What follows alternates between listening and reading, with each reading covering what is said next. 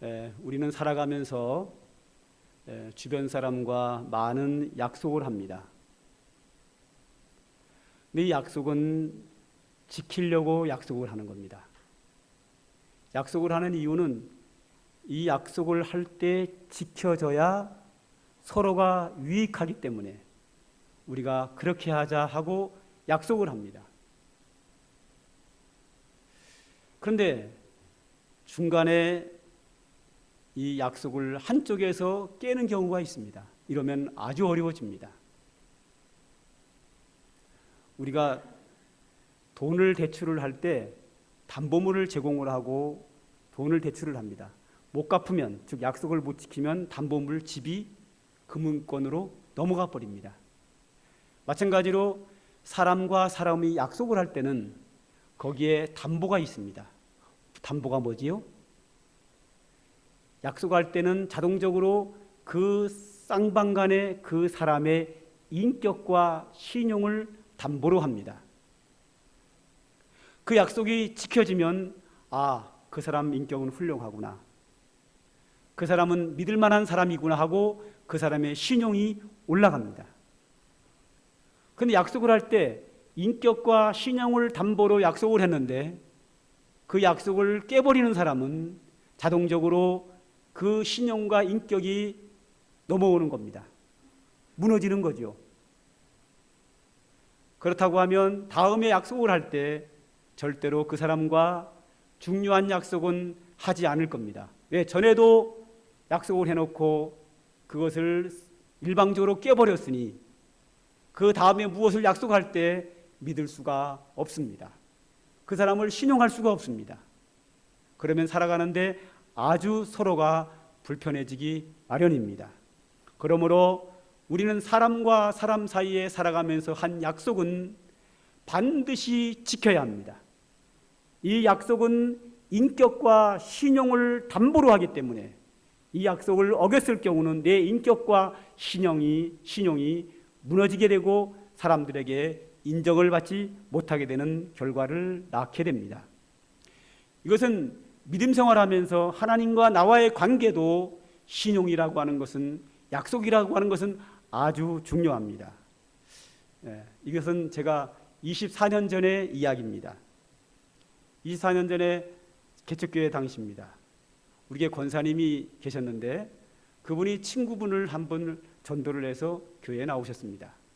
이분은 연세도 있으신 분인데 한 번도 교회를 나가본 적이 없습니다. 그런데 그분, 우리 권사님은 믿음은 좋은데 그 친구분보다 좀 무식해요. 그리고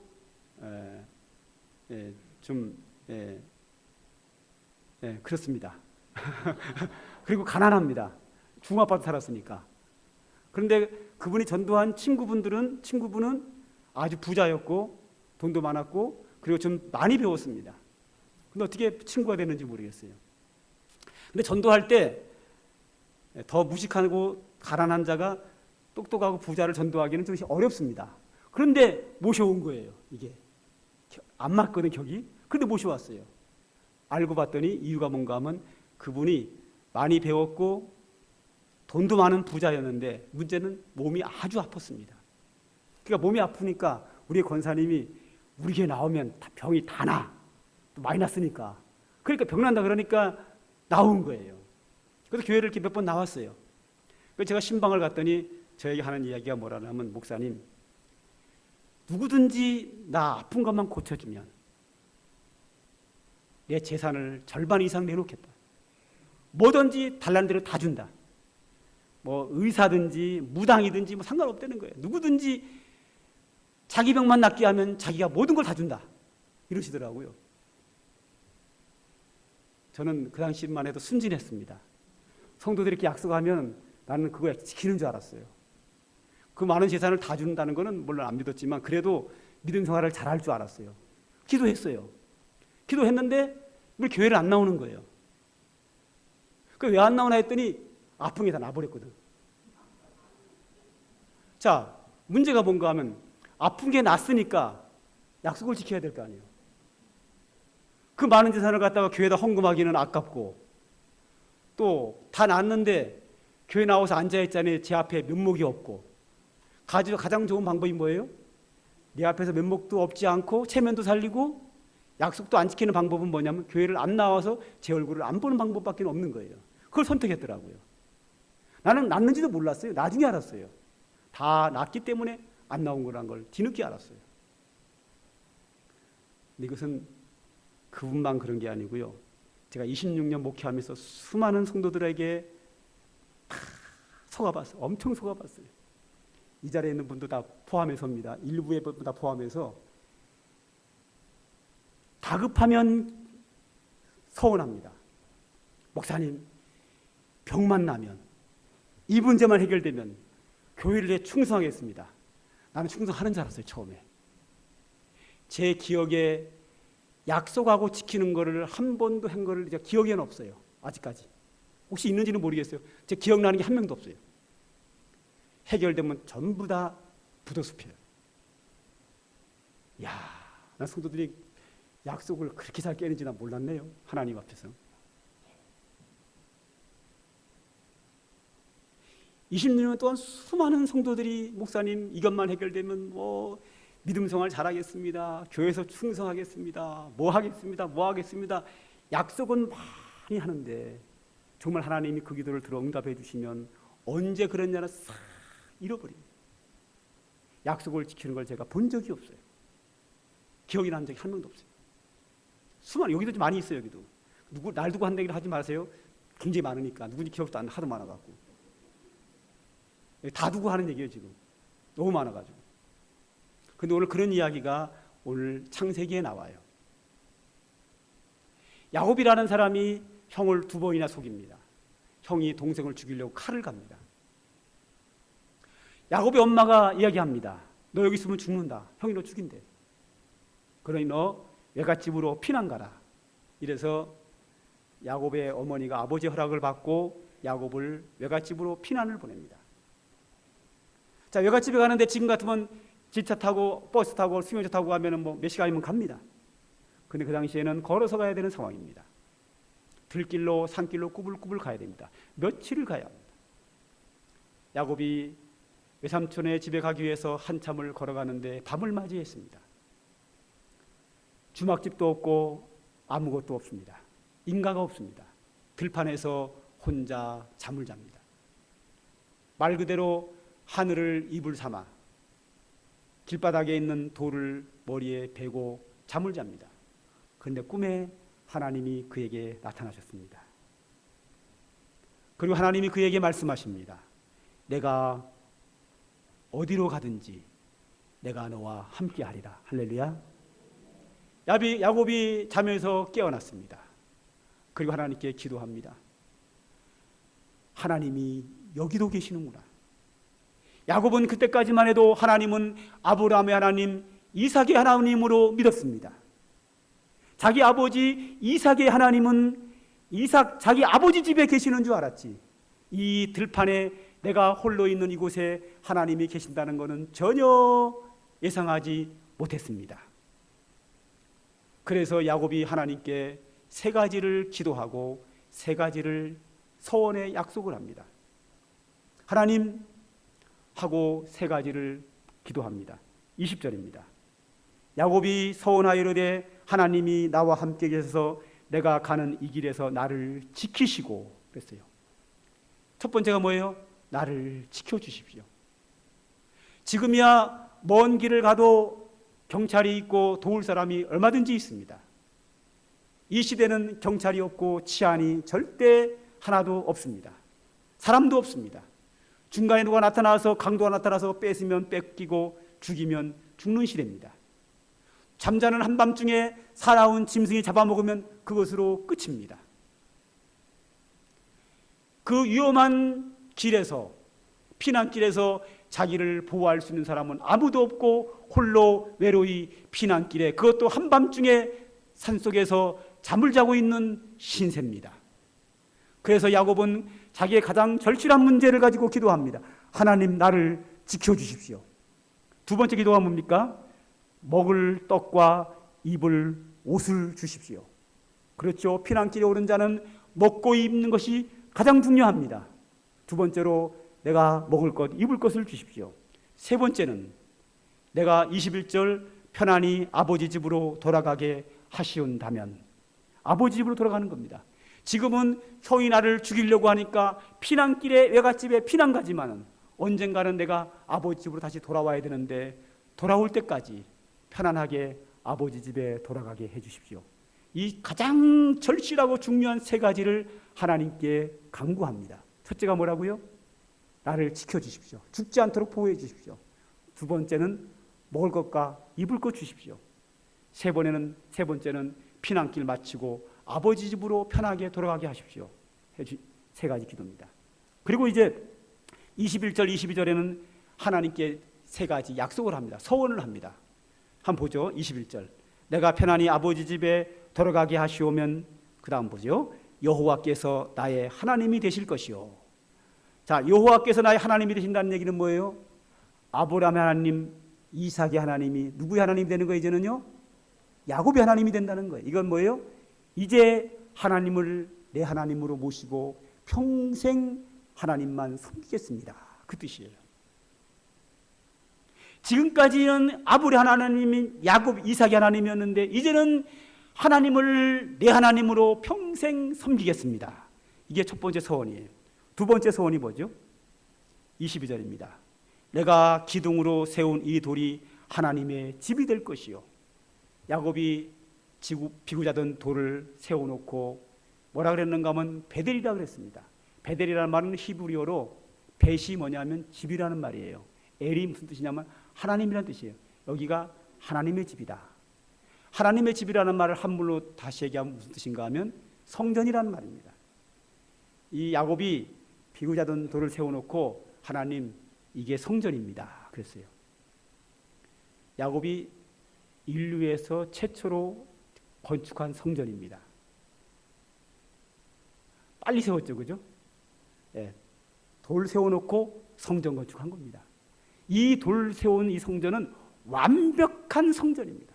하나님도 성전으로 인정했습니다. 베델이라 그랬거든요. 베델이라는 말이 성전이라는 말이에요. 하나님의 집, 성전입니다. 야곱이 비구자던 돌을 세워놓고 이것이 베델입니다. 하나님의 집입니다. 그 말은 뭐예요? 내가 피난길 갔다 돌아올 때 하나님의 집에 하나님 계시면 여기 와서 내가 하나님 만나겠습니다. 그 뜻이에요. 할렐루야. 내가 피난길에서 돌아올 때 하나님의 집에 반드시 들려서 하나님 앞에 내가 제사 드리겠습니다. 그 뜻이에요. 그래놓고 그것이 바로 돌을 세워놓고 이것이 하나님의 집 베델입니다 그랬어요. 하나님을 돌아올 때 만나겠다. 두 번째 약속. 세 번째 약속이 뭐예요?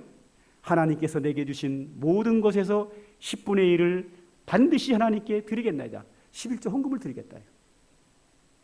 이렇게 세 가지 약속을 하고 세 가지 하나님께 간구를 해요. 세월이 흘렀어요.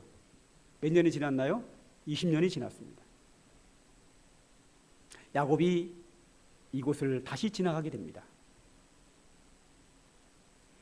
20년이란 세월이 지나서 야곱이 이 약속을 잃어버렸는지 아니면 기억을 하고 있는데 관심이 없는지 아니면 약속 지키기가 번거로우니까 일부러 안 지킨 건지는 모르지만 야곱이 그 밑에를 그냥 지나갑니다. 이 지나갈 때 하나님은 야곱에게 약속을 다 지켰습니다. 첫째, 20년 동안 하나님이 야곱과 함께하고 지켜주셨습니다. 삼손이 죽이려 할 때나 그 어떤 곳에서든지 항상 야곱을 지켜주셨습니다. 첫 번째 약속 지켰죠.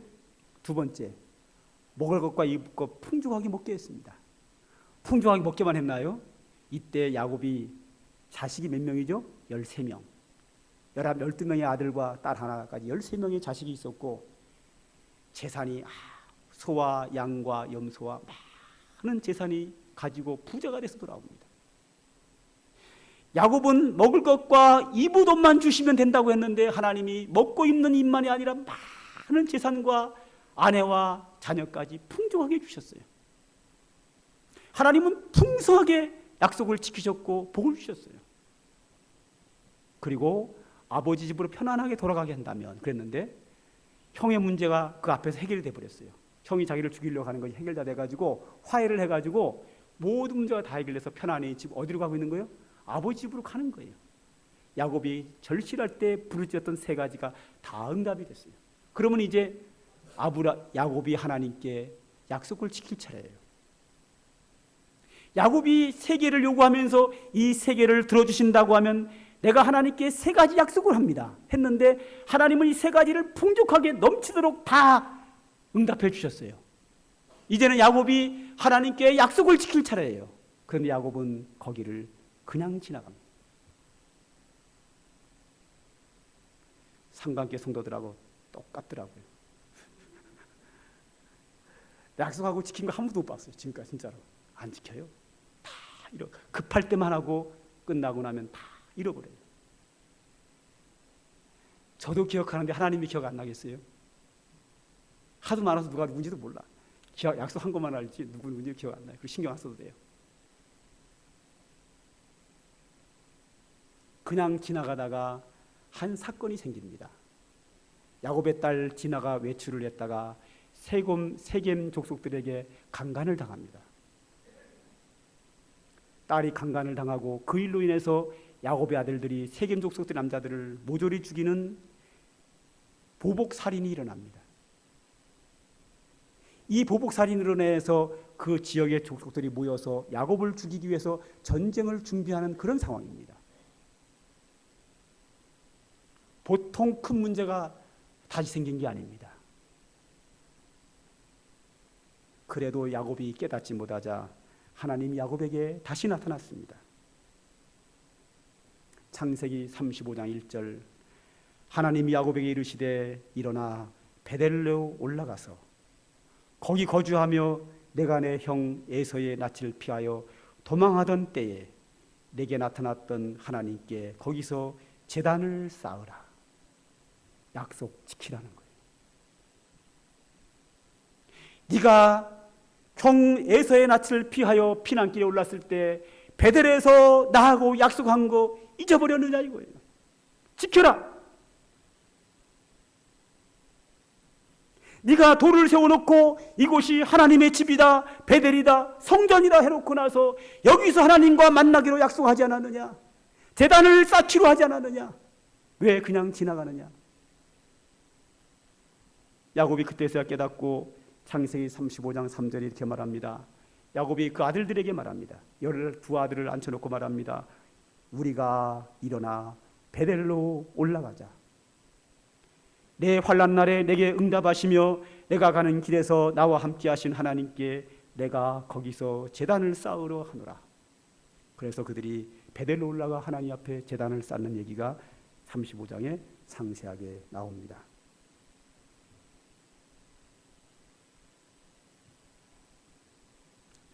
지지난주에 우리 교회 한 집사님하고 제가 카페에서 잠깐 일부 예배를 마치고 대화를 했어요. 대화 내용이 뭐냐면 그 집 딸내미가 공무원 시험을 보는데 지난해 떨어졌거든요. 그게 집안에 보통 큰 충격이 아닙니다. 열심히 공부했거든요. 올해 이제 전국 공무원 시험에 또 떨어졌어요.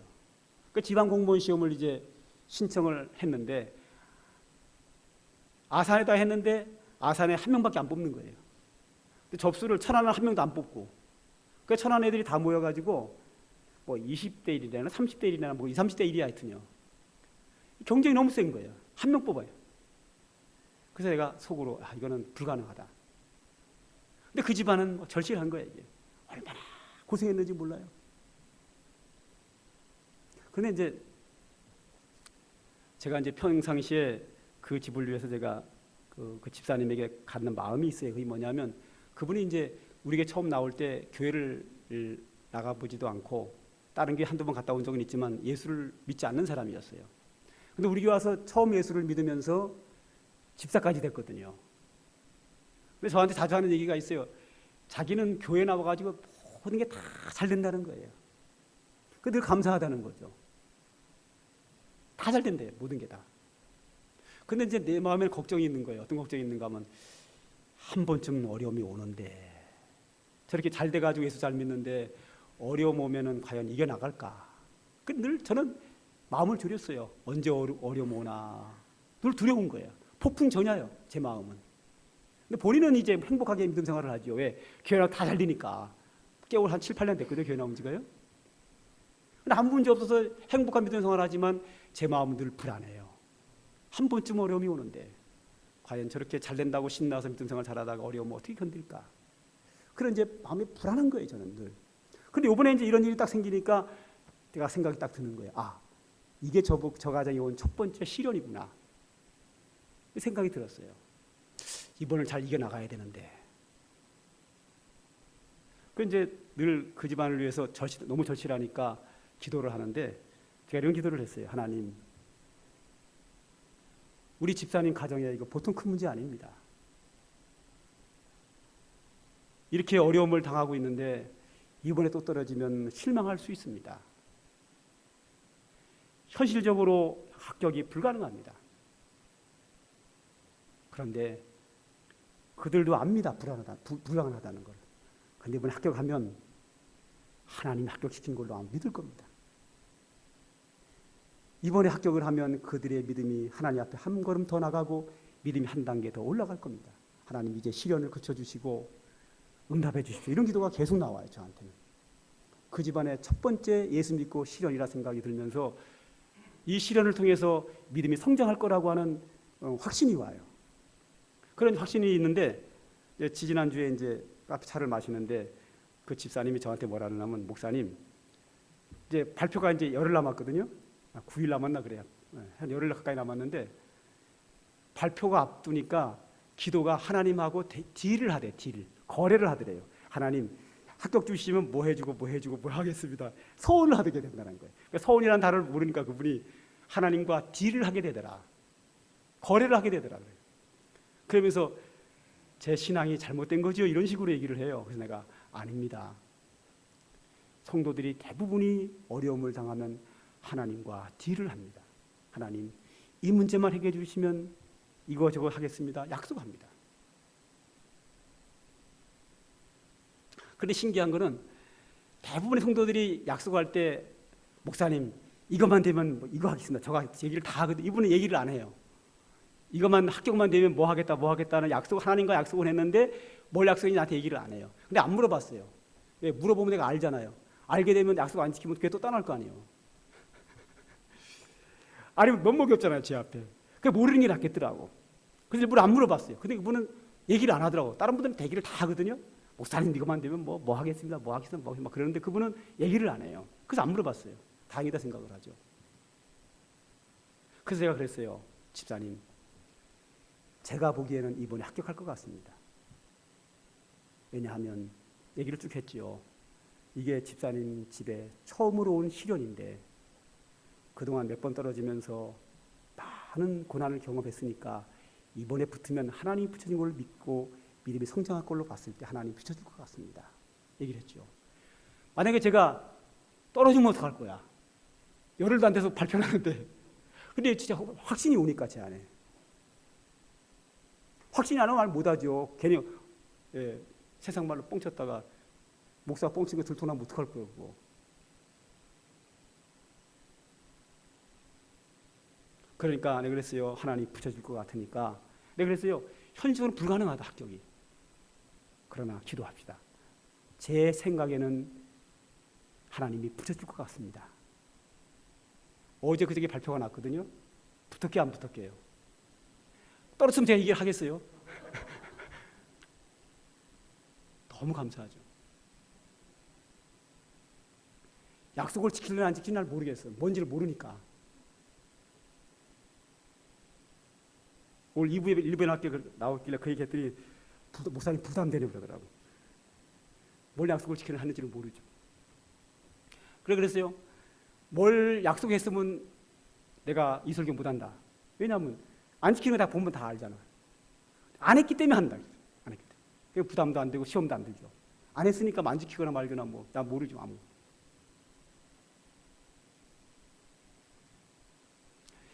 이 사람이요 화장실 들어갈 때 다르고 나올 때 달라요. 화장실 들어갈 땐 화장실 들어오라 그랬나요? 본인이 급해서 뛰어 들어가는 거예요. 그렇죠? 본인이 급해가지고 화장실 뛰어 들어가고 나서 볼일 다 보고 나올 때는 아이 더러워, 침 탁 뱉고 나온단 말이죠. 아, 더러우면 들어가지 말지. 애초부터 왜 들어가 거기를.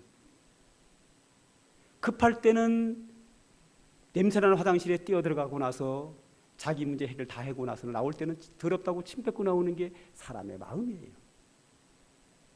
그런데 이게 사람의 마음이긴 하지만 이것을 뛰어넘어야 돼요. 사람과 사람의 약속 지켜야 신용이 생깁니다.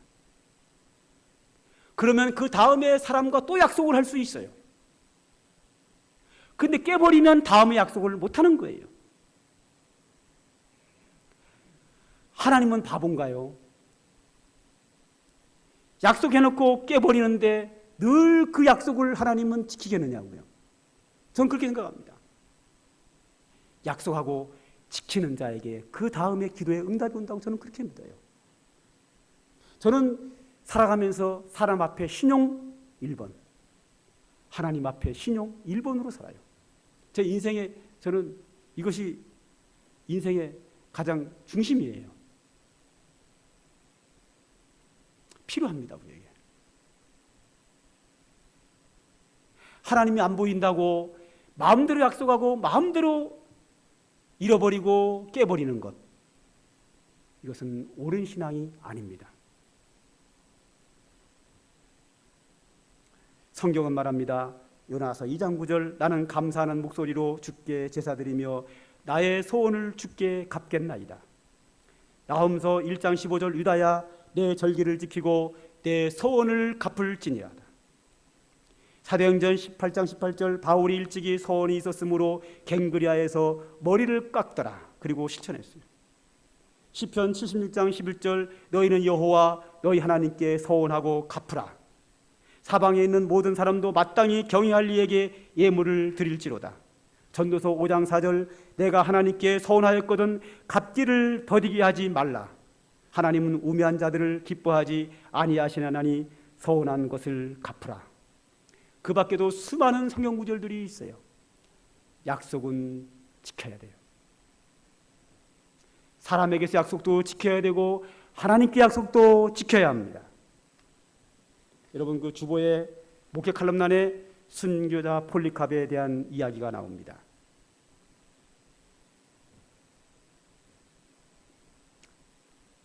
순교자 폴리캅을 붙잡아다가 로마 원형 경기장에서 사형을 시킵니다. 그를 사형하는 자가 그에게 말합니다. 예수를 저주하십시오. 저주하라. 그러면 살려주겠다고 합니다. 그때 폴리캅이 말합니다.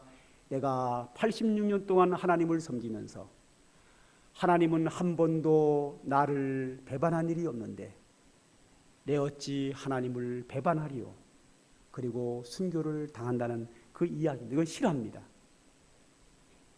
이 폴리캅의 순교 실화를 가지고 만든 찬송이 우리 삼강교회 하나님께 영광 찬송 1장입니다. 한번 불러보죠. 오 신실하신 주.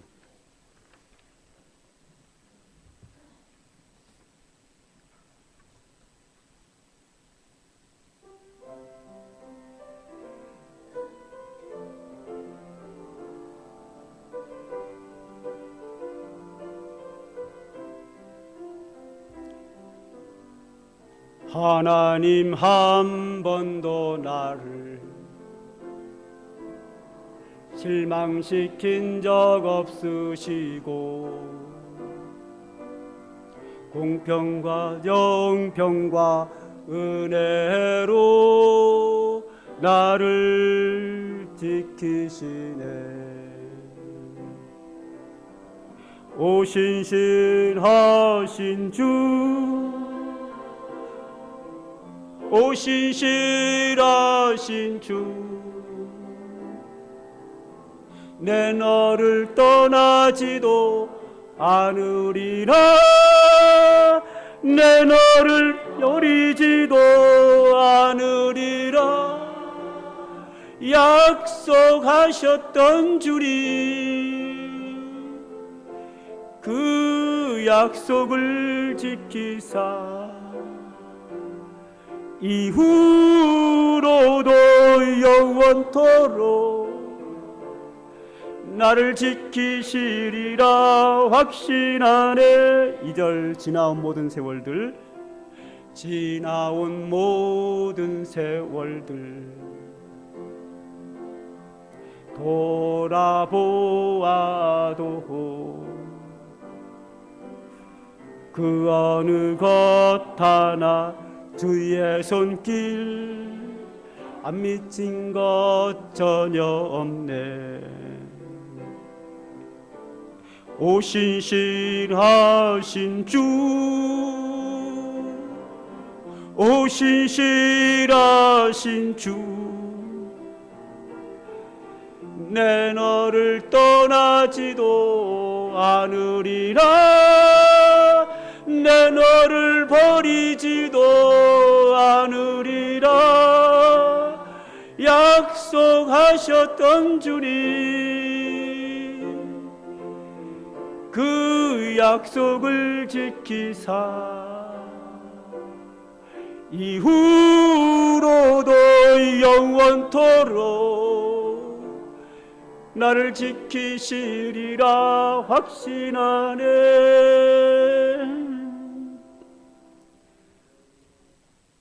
폴리캅은 예수님의 제자 사도 요한의 제자입니다. 로마의 엄청난 박해 속에서 그 당시에 기독교의 최고의 지도자였습니다. 로마에 가면 콜로세움 원형경기장에서 사형을 당하는 과정 속에서 네가 한 번만 예수를 부인하면 살려주겠다고 합니다. 입으로 한 번만 예수님을 부인하면 살 수 있습니다. 그리고 나와서 다시 예수를 믿으면 되는 사람입니다. 그런데 그는 고백합니다. 내가 86년 동안 살면서 하나님은 나를 한 번도 실망시킨 적이 없으시고 하나님은 나에게 신실하게 늘 약속을 지켜주셨는데 내가 어찌 내 주 하나님을 배신하리요. 그리고 자기의 목숨을 순교자의 제물로 바치게 됩니다.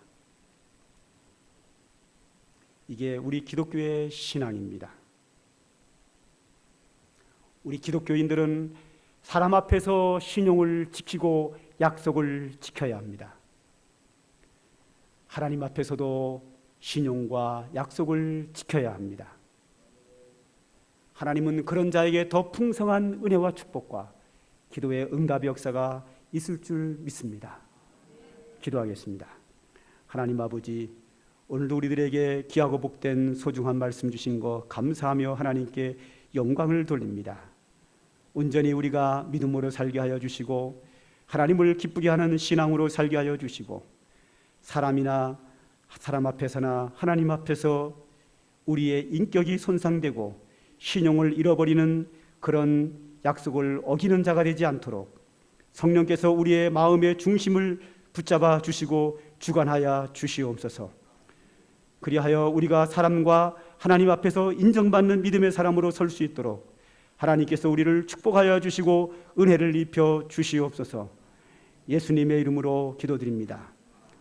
이제는 우리 구주 예수 그리스도의 한량없는 은혜와 우리 아버지 하나님의 극진하신 사랑과 성령의 충만한 은총이 오늘도 하나님께 경배하며 영광을 돌리며 온전히 믿음으로 살기를 소망하는 주의 택한 백성들 머리 위에 이제로부터 영원 무궁토록 항상 함께 있을지어다. 아멘.